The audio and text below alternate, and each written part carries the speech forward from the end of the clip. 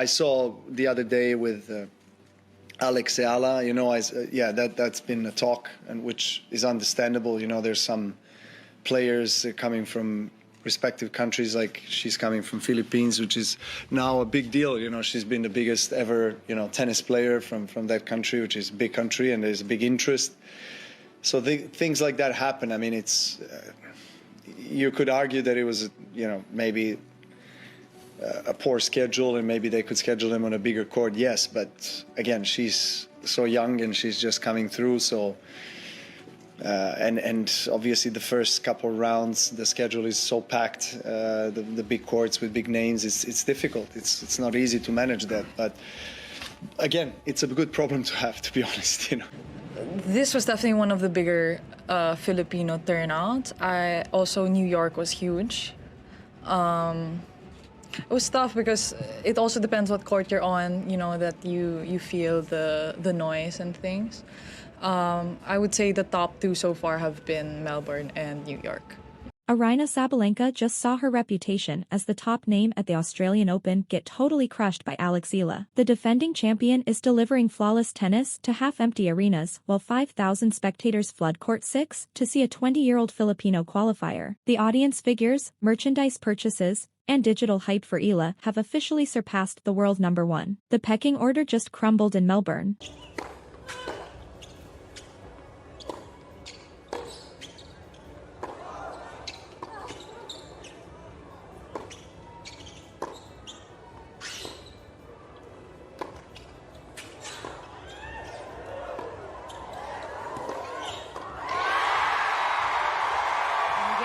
Do you think Eala's popularity spike signals real star power, or is it simply Filipino community backing driving short-lived hype? Share your honest opinion below. Let's clarify exactly what unfolded in Melbourne, because the magnitude of this shakeup is truly unmatched in modern tennis. Eala, a 20-year-old from the Philippines, ranked beyond the top 100, attracted more attention, more crowd enthusiasm, and more media exposure than Aryna Sabalenka, the reigning Australian Open champion and world number one. That's not hyperbole or a slanted interpretation. That's verified reality grounded in attendance totals, viewership statistics, and social media analytics. I mean, she played an incredible match, and I tried my very best. I was fighting till the very last point. I had my opportunities. Feels like I missed a couple, but I mean, it's tennis, Today you're a loser, tomorrow you're a winner, so hopefully I'll be more of a winner this season than a loser. So hoping right now and praying. Thank you. Sabalenka is playing title-caliber tennis on main courts with ideal scheduling and prime television windows. She's overpowering opponents with her signature power style, firing aces and hammering ground strokes exactly as everyone predicted. And she's doing it before patchy crowds, with vacant seats noticeable in the stands. Meanwhile, Eala is competing on outer courts, the smaller venues intended for early round contests, and drawing such enormous audiences that security had to be reinforced because spectators were climbing fences and trash bins trying to gain sightlines. The exact figures are completely staggering. Tournament officials confirmed that when Eala was assigned to Court 6, which seats roughly 1,500 people, more than 5,000 supporters arrived. They couldn't all get inside. They flooded the venue. Security records indicate they surpassed fire code capacity by 300%. People were literally hanging from fences, shouting support in a way you'd expect at a World Cup soccer match, not a quiet tennis event. And here's where it becomes especially awkward for Sabalenka. While she was contesting a televised match on center court, Eala was going through warm-up routines on Court 10, simply practice swings,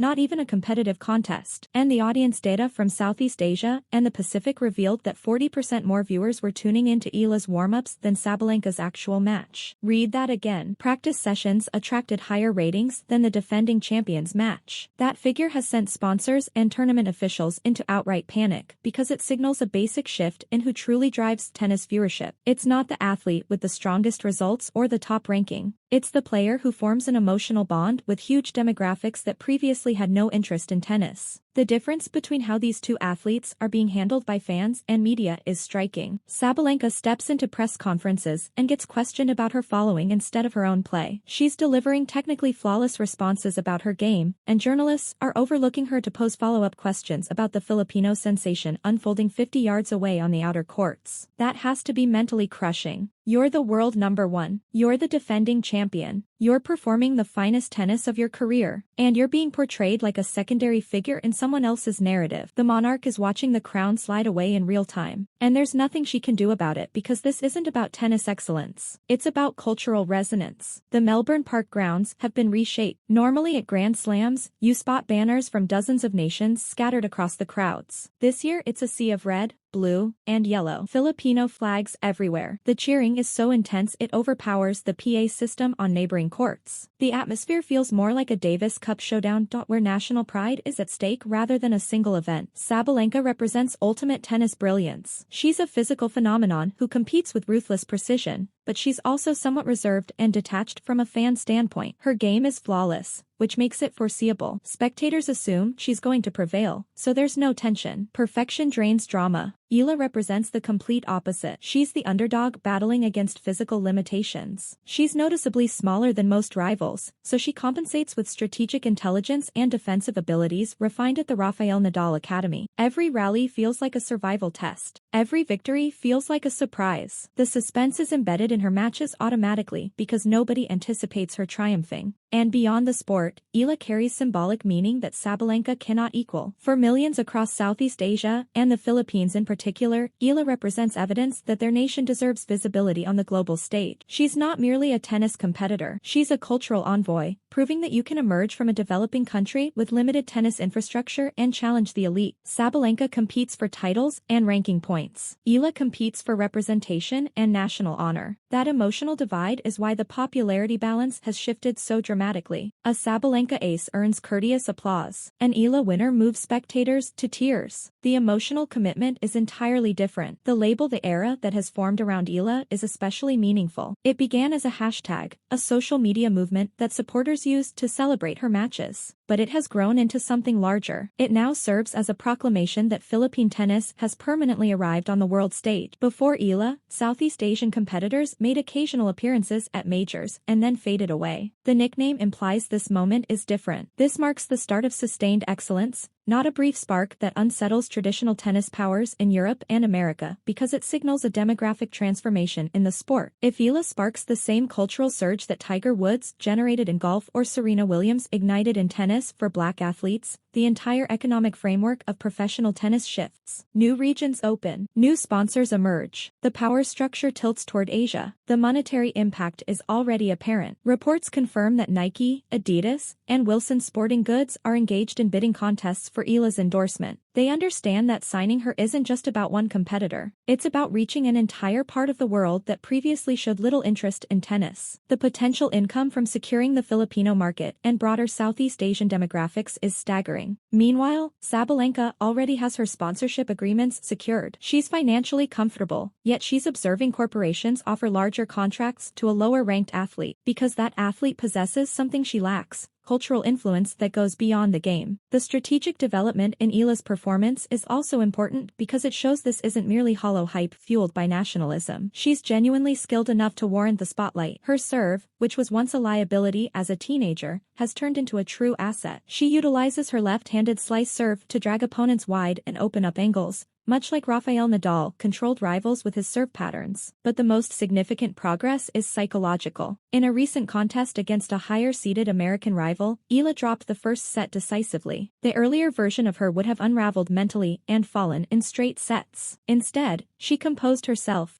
tapped into the crowd's energy to spark a comeback, and prevailed in 3 sets. That resilience is what distinguishes players with promise from players who truly succeed at the elite tier. Sabalenka falters when audiences become hostile. She's acknowledged in interviews that negative momentum impacts her play. Eala thrives on disorder. The louder the spectators, the stronger she performs. That's an intangible edge that cannot be reproduced through drills or instruction. It's rooted in character, and it provides her a weapon that rankings fail to reflect. The financial effect on Melbourne has been estimated at roughly $15 million in added tourism revenue across 2 weeks. Supporters are traveling from Singapore, Jakarta, Hong Kong, and across Southeast Asia specifically to see Eala compete. They're not attending for the event overall, they're coming for her alone. That's the hallmark of a cultural movement rather than simply a sports narrative. The accounts from Manila are even more striking. When Eala competes, traffic in the capital vanishes. Workplace productivity sinks dramatically. Professors suspend lectures to stream the match for students. This mirrors the level of devotion the Philippines showed for Manny Pacquiao during his boxing peak. Yet tennis has virtually no deep tradition in the Philippines compared to boxing or basketball. The fact that Eala is inspiring this reaction for an imported sport highlights how powerful her symbolic role has become. Sabalenka must be absorbing all of this and questioning how she became overshadowed at a tournament she's controlling. She's playing superior tennis to Eala. Her outcomes are stronger, her ranking stands higher, and none of it counts because popularity isn't determined by who performs better. It's defined by who resonates emotionally with audiences. The press conference episode where journalists questioned Sabalenka about Eala's fan following instead of her own display was especially harsh. She smiled and responded professionally, but the irritation was visible. She's there to outline her pursuit of another title, and nobody seems interested because they're fixated on the Filipino qualifier competing on outer courts. That's a mental setback that's difficult to shake. It compels you to accept that being the top athlete doesn't automatically make you the central figure. Star appeal functions separately from tennis ability, and at this moment, Eala possesses it while Sabalenka does not. The comparison to earlier cultural transformations in tennis is revealing. When Serena Williams rose to prominence, she attracted huge new audiences to the sport. When Maria Sharapova became a global figure, she unlocked Russian markets and made tennis appealing to younger generations. When Li Na captured Grand Slam titles for China, the entire commercial structure of tennis adjusted to embrace Asian markets. Eala seems to be igniting that same type of transformation, but specifically for Southeast Asia and the global Filipino diaspora. Wherever Filipino communities exist, Eala now possesses built-in support bases that will appear and generate atmospheres like what unfolded in Melbourne. That's a strategic edge that endures throughout her career. The question is whether this momentum is lasting or merely a short-term spike driven by novelty. The nickname The Era implies supporters believe it's enduring. The backing from major sponsors indicates corporations believe it's enduring.